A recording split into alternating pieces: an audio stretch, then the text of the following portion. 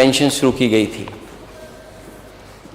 हालांकि ये सरकार दूसरे रूप में दूसरी मदद कर रही है, लेकिन समाजवादी पेंशन रोक दी गई।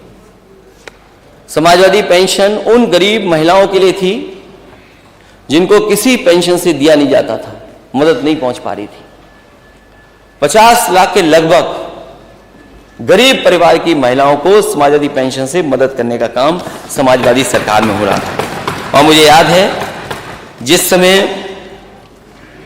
नेताजी की सरकार थी उस समय कन्या विद्याधन योजना शुरू की गई थी।